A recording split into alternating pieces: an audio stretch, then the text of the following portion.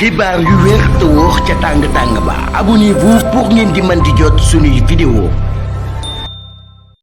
dal leen ak jàmm seen chaîne bi di Buzz 221 HD premier ministre bi di Ousmane Sonko yëkkati na ay kàddu daal di koy jëmale ci mécontentement bi nga xam ne moom la am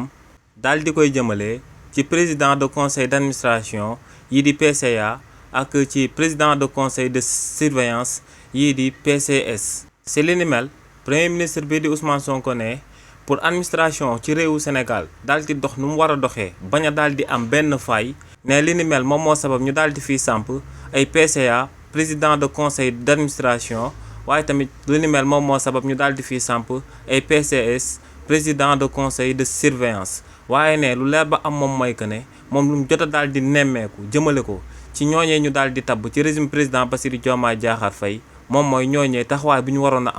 amaluñ ko ndax ne ñooñee ñoom ñoo war a daal di taxaw temm ngir ñi nga xam ne dañuy liggéey ci administration bi daal di sàmmonteeg règle de bonne gouvernance yi nga xam ne moom la réewu Sénégal daal di samp